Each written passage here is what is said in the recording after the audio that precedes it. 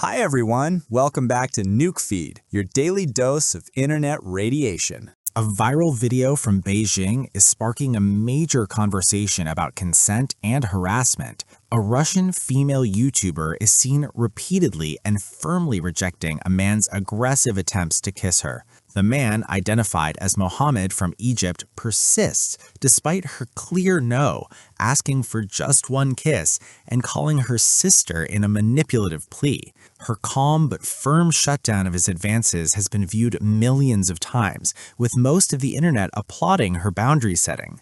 Imagine how much worse this would have been with the cameras off. Her filming this was a lifeline.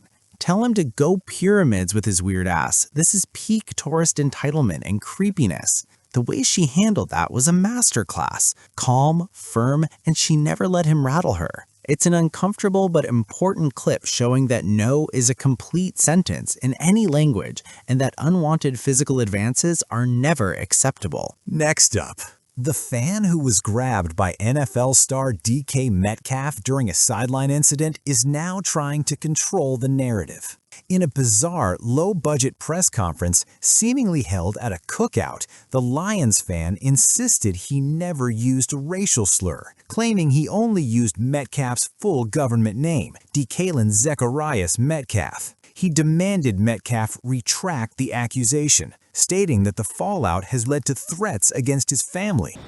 DK, if you're watching this, man, if you could just say that, please. Like, my family's getting threats and stuff, and it's not cool. So whether you said that or not, I'm sure you didn't want that to happen to the family. Even if you did, like, I forgive you, man. That's all I got. Go on. The internet, however, is overwhelmingly siding with the player, pointing to the fan's own video where he celebrated the confrontation and questioning the timing of his concern. Ban him for life from every stadium. He got what he deserved. This dude held a press conference at a cookout table? This is a joke that wrote itself.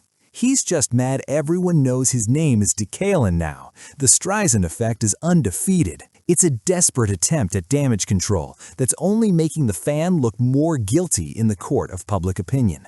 Next up, UK TikToker Ed Matthews faced instant consequences for a stupid street prank in New York City. His bit involved walking up to strangers and asking, "Why are you gay?" A reference to an old viral meme he clearly expected everyone to recognize and laugh along with.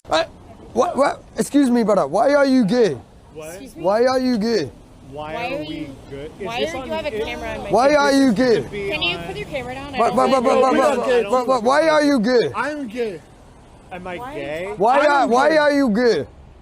I don't understand. Why are you what you're gay? saying. No, I am gay. No, but why are you gay? Can you, that's really wrong right now. No, but why? But why are you gay? No, it's not a TikTok. You're gonna have that broke. But why are you It's gay? not a TikTok. It's not a TikTok. Why are you gay? We come from South Africa. Why are you gay? Stop. Can you spell that word? No, but we come from South Africa. I don't fucking care where you're from. But why are you gay? Why are you asking me that question without I'm my asking consent? just why are you gay? Ask my consent for Why that. are you gay? Ask my consent. No. Why are you gay? The clip shows the moment a man he targeted had enough.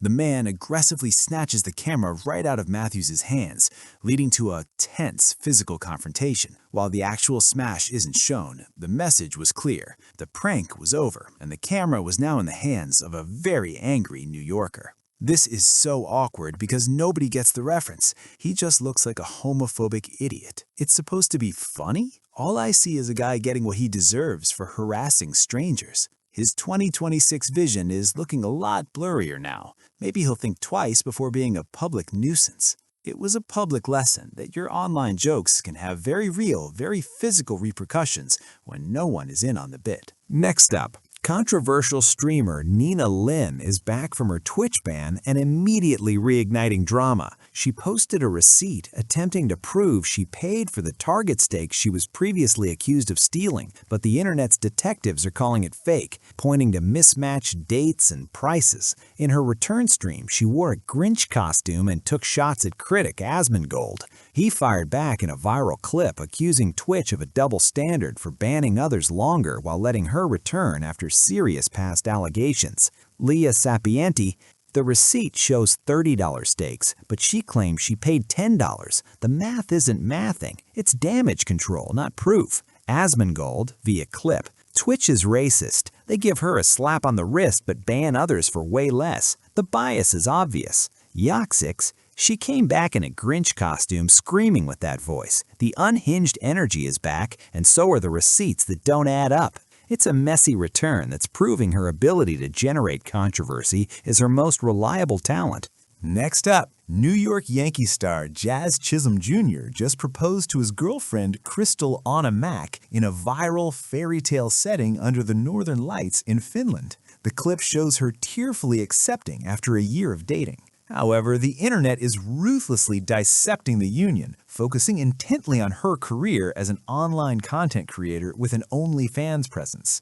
Many are roasting Chisholm, suggesting he's being taken advantage of for his money and fame. Real 94 West, he hit a home run, she just hit the jackpot. Gold digger status confirmed. Venom, she worked this goofy, her OnlyFans empire is the real MVP of this engagement.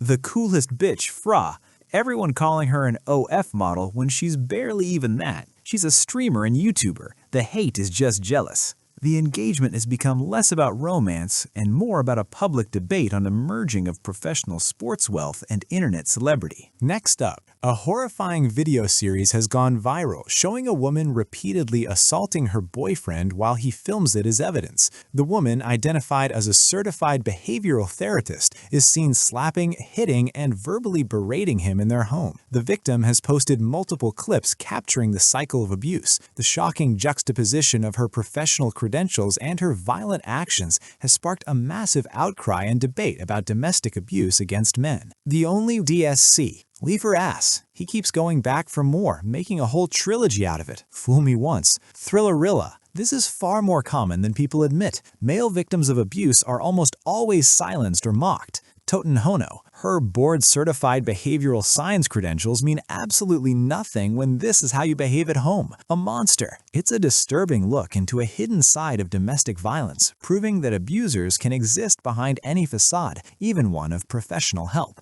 Next update. A shocking investigative video has gone viral, alleging a massive multi-million-dollar daycare fraud scheme in Minneapolis. Journalist Nick Shirley visited multiple state-licensed Somali-run daycare centers during operating hours and found them completely empty of children, despite records showing they were receiving substantial federal funding to care for dozens of kids. The exposé draws direct parallels to the previous Feeding Our Future scandal, suggesting a systemic pattern of defrauding public assistance programs. In one tense encounter, staff called the police on the journalist simply for asking about rates. The footage has ignited a firestorm over the misuse of taxpayer money and the lack of government oversight. The internet is demanding answers and accountability. End wokeness. Where are they? The silence in those taxpayer-funded rooms is deafening. This is pure fraud. Libsoff. The police were called to protect the fraudsters, not the taxpayers. The priorities are completely backwards. Clipped scene. This is Feeding Our Future 2.0. The same playbook, the same communities, the same stunning lack of oversight. Shut it down. Next up, a disturbing video from India is going viral, showing a group of men violently attacking Christmas decorations inside a shopping mall in Raipur. The mob, reportedly linked to right-wing Hindu nationalist groups, is seen using sticks to smash festive displays in front of terrified shoppers. The clip has sparked international condemnation and a fierce debate within India about religious intolerance and the government's perceived inaction against such vigilantism. This is Kerala's reply. Here, we celebrate all festivals with joy, not hate. This is not India. This is completely out of control. The government is letting these goon squads run wild and destroy the country's social fabric. The hypocrisy is unreal. Our leaders pose for photos with Christmas trees while their supporters do this. Shameful. The attack is being seen as a stark example of the rising sectarian tensions in the country, turning a season of peace into one of targeted violence. Next up, The sad saga of former child star Tyler Chase has taken a devastating turn. Just days after his co-star Daniel Curtis Lee rescued him from homelessness and put him in a motel, new videos surfaced showing Chase completely destroying the room. He's seen flipping the refrigerator and submerging a microwave in the bathtub. The act of apparent self-destruction has left his former co-star heartbroken and has sparked a new intervention. Colin Rugg. You can't help someone who refuses to help themselves. This is the most heartbreaking update. TMZ. Sources say he's struggling with crystal meth and a total family estrangement. This is years of trauma exploding. USA News. He was placed on an urgent 72-hour psychiatric hold. This was beyond what a friend could fix. He needed professional crisis intervention. It's a tragic demonstration that the wounds of child stardom and addiction often run far deeper than a temporary roof and good intentions can repair. Next up, a domestic dispute over a football game escalated into an unspeakable family tragedy in Polk County, Florida. Jason Kenny, 47, was watching Monday Night Football with his family when an argument about the San Francisco 49ers and Indianapolis Colts game turned violently lethal. In a drunken rage, Kenny shot and killed his wife, Crystal. He then turned the gun on his 13-year-old stepdaughter, shooting her in the nose and shoulder as she desperately pleaded, "Don't shoot me." Her 12-year-old brother witnessed the horror and managed to escape the home to call 911. Kenny fled the scene and was later found dead from a self-inflicted gunshot wound in a shed on his father's property. The case, highlighted by the local sheriff's graphic press conference, serves as a devastating reminder of how quickly a common argument can spiral into irreversible violence, leaving children traumatized and a family destroyed. Next up, a heartbreaking story of domestic violence has claimed the life of a former Broadway star. Imani Dia-Smith, who performed as young Nala in the Broadway production of The Lion King from 2011 to 2012, was stabbed to death in Edison, New Jersey. Her boyfriend, 35-year-old Jordan D. Jackson Small, has been charged with first-degree murder. Police state the couple's 3-year-old child was present and witnessed the horrific attack.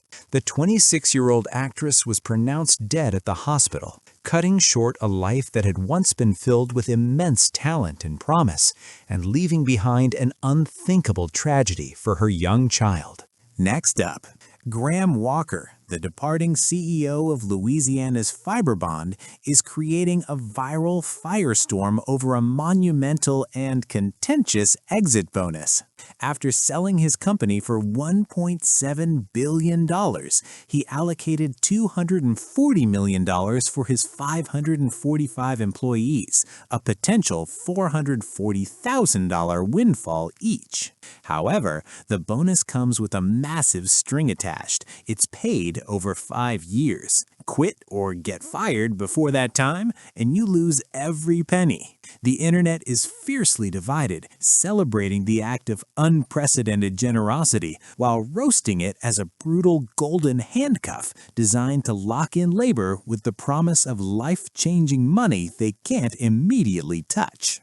Next up, T-Mobile is facing a new security firestorm after a researcher exposed a stunning privacy flaw. The company's own promotions page was found displaying a selectable, scrollable list of customers' full phone numbers, effectively handing them to hackers. It's a catastrophic oversight for a company with a history of massive data breaches. Next up, watch this. A mom buying $200 sneakers flips out over a $14 tax charge. She screams she's a single mother and it's Christmas, so she shouldn't have to pay. The cashier stays calm as the meltdown goes viral. Total be 209. Why is it 209? These are 100 and these are 95. Okay. Plus tax. Why I gotta pay taxes? Everybody gotta pay taxes. But it's Christmas. That don't make a difference. Don't make a difference. I didn't plan on spending the extra $14 just the holidays, and I got my son, like, we just trying to Christmas shop. We open on the holidays for y'all. But that's crazy though. If he was here, I would have to pay the $14. T ain't here. Who are you new? No. I've never had to pay taxes before. You don't pay taxes in general? Anywhere you go? I mean, yeah, but like, it's Christmas. Like, he would not have done this to me on Christmas. I didn't even, like, $14 for real and like you charging more than 7%. No, that's 7%. Are you security? Start securing. You're not securing. I'm not a satisfied customer. I'm not a satisfied customer. All right. I'm sexy now. You gonna follow your mom, huh? You wanna get the shoes? You gonna pay for them? Thanks for watching. If you want more of tomorrow's madness the second it drops, make sure to subscribe. See you in the next one.